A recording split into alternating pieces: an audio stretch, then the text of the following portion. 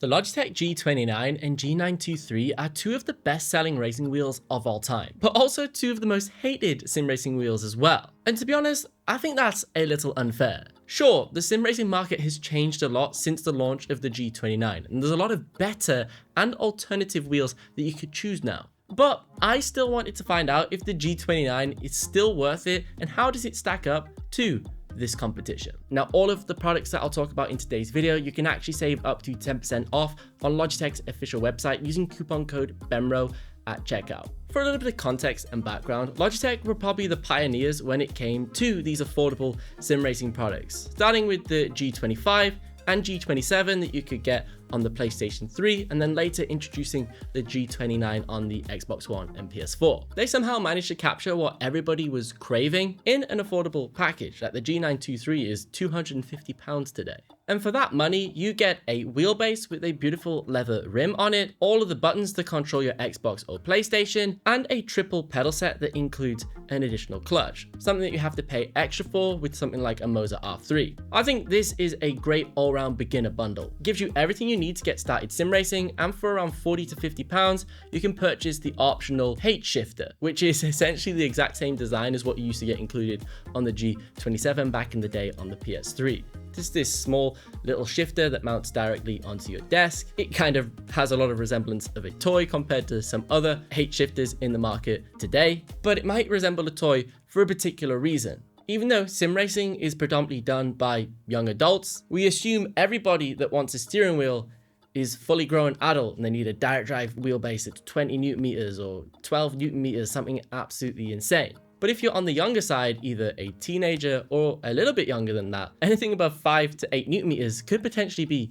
quite dangerous for you. The Logitech G923 has around 2.3 newton meters of torque, which when compared to a Moza R3 is a little bit weaker. And Moza R3 is a fantastic beginner steering wheel because it's stronger and it's direct drive and it's your introduction into that way of racing. Obviously, direct drive has way more fidelity and detail, and it's quieter running compared to belt-driven systems that are clunky and loud and aren't as smooth on the input. But you then get the trade-off of compatibility. Because Logitech are a long-standing company that have been making sim racing wheels for many decades now, pretty much every single game is compatible with a G29 or G923. The list is absolutely huge. On PlayStation alone, there's over 62 games, Xbox has got over 68 games, and on PC, it's almost over 90 titles that will work. That's something that you don't get from these newer brands in the market, like Moza with their R3. It's an amazing product. I've actually reviewed the steering wheel, and I think it's very good for what you pay for, but it only works on Xbox, and it also doesn't work with every single racing game on Xbox, whereas a G923 does. I literally plugged this steering wheel into Forza Horizon 2, a game I haven't played since I was probably 14 years old. It's been over 12 years since I last booted that game up. But I was doing a documentary video for the upcoming Forza Horizon 6 launch, and I plugged in my good old Logitech steering wheel, and it worked straight away. Didn't need to map anything. It had profiles automatically assigned to the steering wheel. It detected it, and I just hopped in and started racing straight away.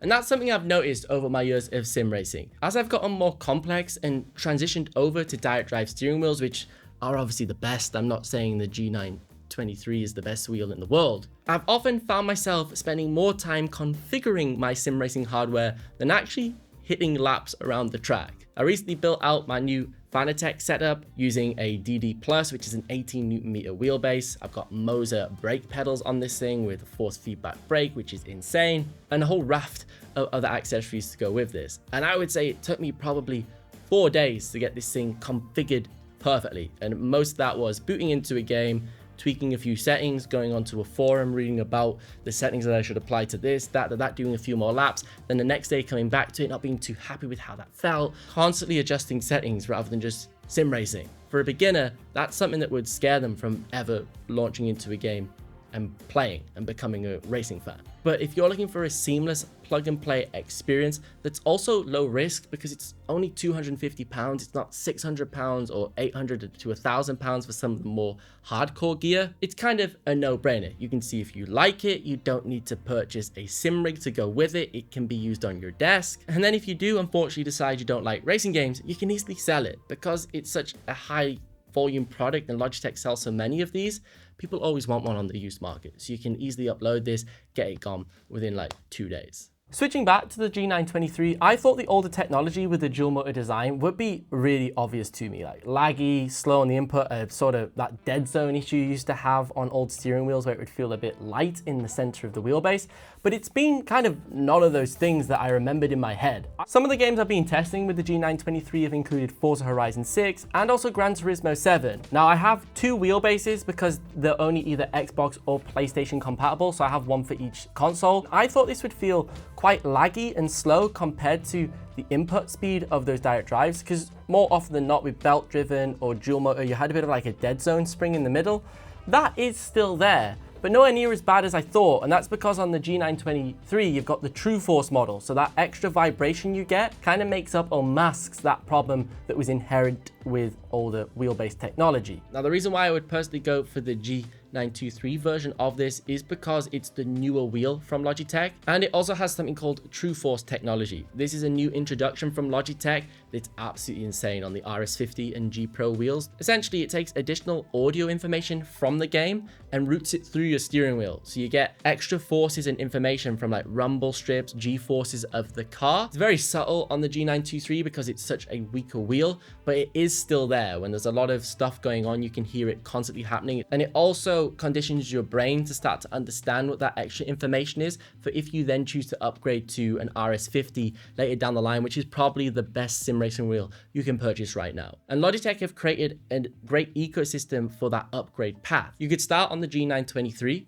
and then you could upgrade to an RS50 wheelbase, but still use your old pedals if you haven't got the money to completely kit out an entire setup. You can purchase this thing called the Logitech Racing Adapter, which is dirt cheap. It's around $30 to $40, and it lets you use different parts of the Logitech ecosystem with one another. So you could have an RS50 wheelbase, but still use your G923 pedals. This is fantastic for letting you gradually take that step into the direct drive world without having to go from spending £250 and then 500 to 800 pounds on a whole new sim racing setup. For me personally, I don't think those other cheaper alternative brands have as clean of an upgrade path from complete new beginner with no sim racing experience all the way up to a pro who eventually gets a gaming PC and races on iRacing and no longer on console. Now, if you are interested in checking out any of the Logitech products featured in today's video, you can actually save up to 10% off using coupon code BEMRO at checkout on Logitech's official website. This will get you a massive saving off your total basket value, and you also get free gifts like racing gloves and different stuff like that when you go on the official website compared to any other distributors. Overall, there's nothing wrong with the Logitech G29 and G923. Sure, are they due an upgrade, an entry-level direct drive steering wheel? Maybe, but also they do the job for who they are catered towards. The G27 used to be the staple and the pinnacle of sim racing for everyone who used to go onto iRacing. Some people still use that wheel today because it's just good. So if it was fine for some of the best sim racers in the world, why wouldn't it still be good enough for you and I? Now, if you do want to learn more about Logitech's new direct drive steering wheels, and you do have a little bit more budget to purchase something like a Logitech RS50, you should check out this video next, because if you like this, you'll like that.